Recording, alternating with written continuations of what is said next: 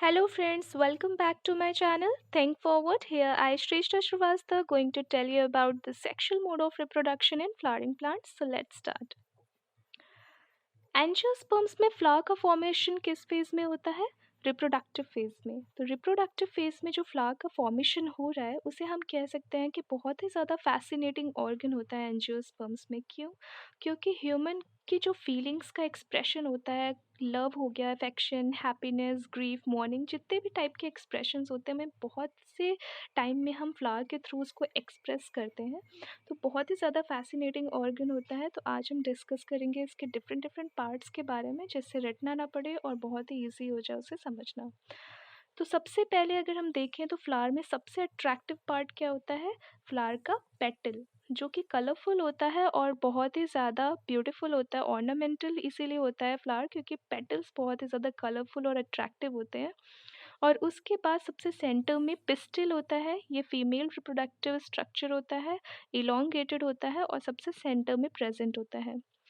और उसके बाद पिस्टिल को सराउंड करता हुआ स्टैमेन होता है, जो मेल रिप्रोडक्टिव यूनिट होता है। ये भी इलोंगेटेड होता है, ये यूनिलोब्ड हो सकता है, बाइलोब्ड हो सकता है। और उसके अलावा अगर हम फ्लावर में देखें तो लीफ देखने को मिलेगा और स्टेम देखने को मिलेगा।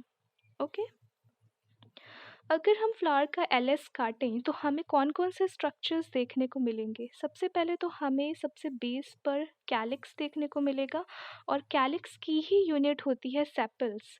तो सेपल्स क्या होते हैं? फ्लैप लाइक स्ट्रक्चर होते हैं फ्लावर के बेस पर।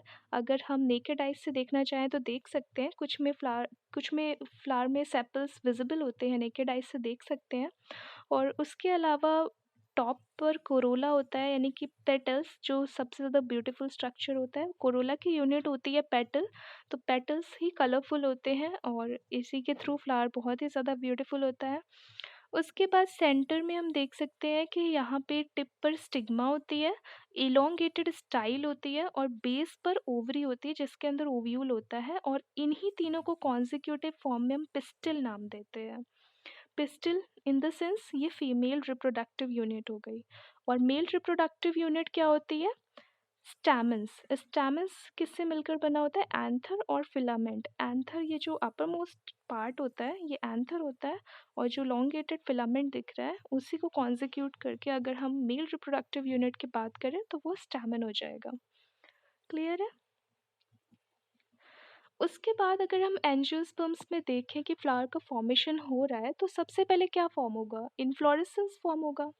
और इन्फ्लोरेसेंस में सबसे पहले क्या अपीयर करेगा? एक छोटे से फ्लोरल बड फॉर्म करेगी और वो फ्लोरल बड फ्लावर का फॉर्मेशन करेगी। फ्लावर में भी क्या क्या चीज़ें होंगी? या तो उसमें एंड्रोशियम होगा, that is mail reproductive unit, और गाइनोशियम होगा, that is female reproductive unit. या तो एक होगा या तो दोनों होगा, यूनिसेक्सुअल होगा या बाइसेक्सुअल होगा। तो जो स्टैमेन है वो मेल रिप्रोडक्टिव ऑर्गन को डेनोट कर रहे हैं और गाइनोशियम रिप्रेजेंट कर रहे हैं फीमेल रिप्रोडक्टिव ऑर्गन को। क्लियर है? तो एंड्रोशियम हो गया मेल रिप्रोडक्टिव यूनिट और गाइनोशियम फीमेल रिप्रोडक्टिव यूनिट। बाद में ये डिफ्रेंशिएट करते हैं, डेवलप करते हैं। और as I said, male reproductive organ क्या हो गया? एंड्रोशियम, स्टैमेंस, और गाइनोशियम हो गया फीमेल रिप्रोडक्टिव ऑर्गन। क्लियर है? उसके बाद अगर हम स्टैमेन का स्ट्रक्चर देखें तो सबसे टिप पर हमें देखने को मिलेगा एंथर। ये बाइलोब्ड, यूनिलोब्ड, मल्टीलोब्ड कुछ भी हो सकता है। बीच में सेंटर में यहाँ लाइन ऑफ डेहिसेंस होती है जिसके थ्रू ये डेहिस करता है, यानी कि इसके अंदर के पॉलन ग्रेन्स बाहर इसी लाइन के थ्रू रप्चर करेंगे और डिसोशिएट हो जाएंगे, डिस्पर्स हो जाएंगे एटमॉस्फेयर में, आई वुड से। और उसके बाद नीचे इलोंगेटेड फिलामेंट होती है और इसी स्ट्रक्चर को हमने क्या नाम दिया था कॉन्जिक्यूटिव फॉर्म में? स्टैमेन, यानी कि मेल रिप्रोडक्टिव यूनिट। और उसके बाद अगर हम एंथर का 3D कट सेक्शन देखें तो यहाँ पे हमें क्या देखने को मिलेगा? हमें यहाँ पे पॉलन सैक देखने को मिलेगी। इसके अंदर ढेर सारे पॉलन ग्रेन्स देखने को मिलेंगे जो लाइन ऑफ डेहिसेंस के थ्रू डेहिस हो रहे होंगे, या नहीं भी डेहिस हो रहे होंगे तो प्रिजर्व होंगे इसके अंदर। तो ये एंथर का 3D कट सेक्शन हो गया। क्या क्या होता है एंथर में वो पता चल गया है। उसके बाद अगर हम रियल इमेज में भी देखें तो हम बीच में क्या देख रहे हैं? ये पिस्टिल है, यानी कि ये फीमेल रिप्रोडक्टिव यूनिट है, स्टिग्मा है, स्टाइल है, ओवरी है और इसके अंदर ओव्यूल होगा। और उसको सराउंड करता हुआ हम देख रहे हैं यहाँ male reproductive unit that is stamens present है। यहाँ पे हम देख सकते हैं ये बाइलोब्ड है और कैसे इसको चारों तरफ से सराउंड किया हुआ है। क्लियर है? और जब हम एंथर का कट करके अगर सेक्शन देखें तो यहाँ पे अगर हम जूम करें इसको तो हमें क्या देखने को मिलेगा? सबसे आउटर मोस्ट लेयर हमें एपिडर्मिस देखने को मिलेगी, followed by endothecium, then 2 to 4 layer middle layers देखने को मिलेगी और उसके बाद इनर मोस्ट लेयर हमें टैपिटम देखने को मिलेगी। टैपिटम बहुत ही इंपॉर्टेंट हो जाता है एग्जाम के पॉइंट ऑफ व्यू से, क्योंकि टैपिटम न्यूट्रिटिव इन नेचर होता है। न्यूट्रिटिव इन द सेंस कि जो बीच में माइक्रोस्पोर मदर सेल जनरेट कर रही है, इसको न्यूट्रिशन प्रोवाइड करता है ये टैपिटम। और टैपिटम के बारे में एक मैं सेपरेट वीडियो बनाऊंगी। टैपिटम बहुत इंपॉर्टेंट होता है, ये न्यूट्रिशन प्रोवाइड करता है, न्यूट्रिटिव इन नेचर होता है और माइक्रोस्पोर मदर सेल का फॉर्मेशन करता है। उसके अलावा एक चीज़ और होती है कि स्टूडेंट्स के मन में काफ़ी बार डाउट होता है कि माइक्रोस्पोरोजेनेसिस की प्रोसेस होती कहाँ है। ठीक है, तो जो माइक्रोस्पोरोजेनेसिस की जो प्रोसेस होती है वो जब एंथर डेवलप करता है तो जो स्पोरोजिनस टिश्यू है यहाँ पे ये स्पोरोजिनस टिश्यू मेयोटिक डिवीजन के बाद माइक्रोस्पोर टेट्राड का फॉर्मेशन करता है। टेट्राड कैसे होता है? एक अ, बड़ी सी सेल होती है, उसके अंदर फिर 4 सेल होती हैं। ठीक है, 4 सेल होती है, ये माइक्रोस्पोर टेट्राड होता है। इसका फॉर्मेशन स्पोरोजिनस टिश्यू करती है मेयोटिक डिवीजन के बाद। तो यही माइक्रोस्पोर टेट्राड, इसी के अंदर जो ये माइक्रोस्पोर मदर सेल है, यही ग्रो करके फिर माइक्रोस्पोर बनाती है। ठीक है, तो कंफ्यूज नहीं होना है कि कौन माइक्रोस्पोरोजेनेसिस की प्रोसेस किस में होती है। स्पोरोजिनस टिश्यू में होती है, उसके बाद ये माइक्रोस्पोर टेट्राड का फॉर्मेशन करता है और उसके बाद फिर ये माइक्रोस्पोर मदर सेल माइक्रोस्पोर का फॉर्मेशन करेगी, फिर माइक्रोस्पोर अलग अलग हो जाएंगे तो पॉलन ग्रेन्स का फॉर्मेशन करेंगे।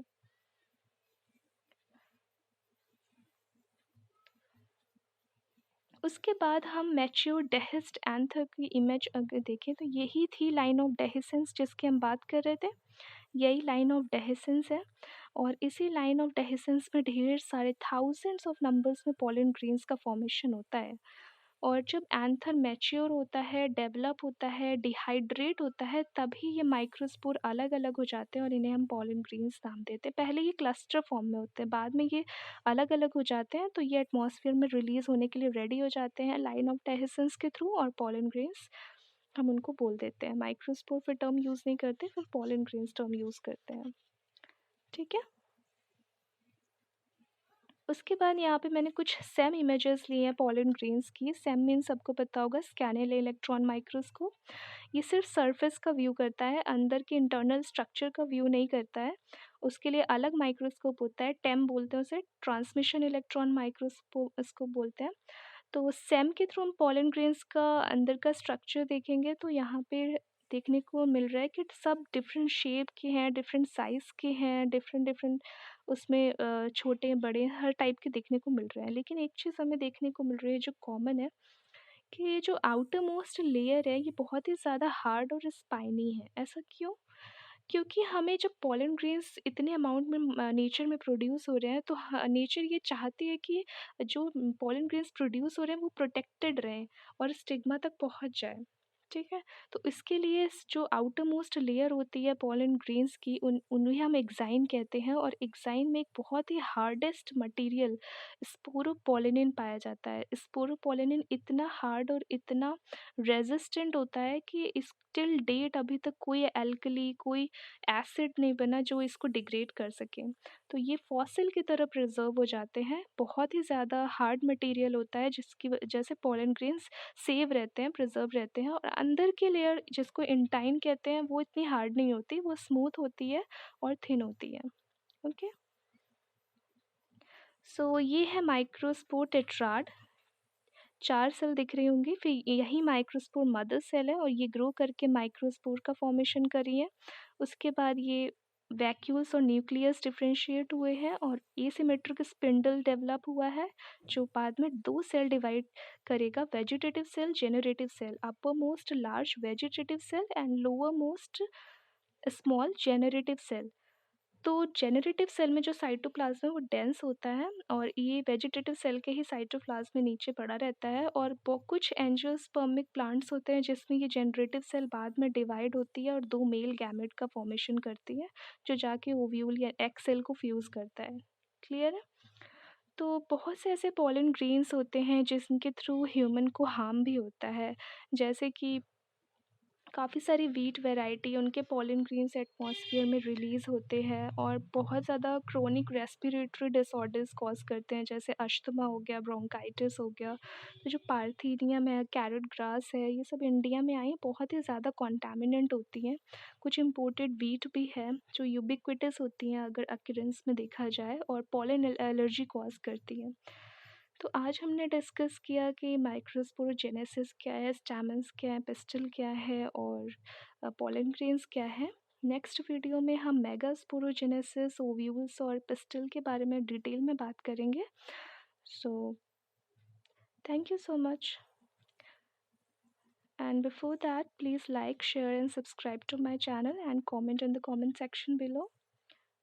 Thank you so much.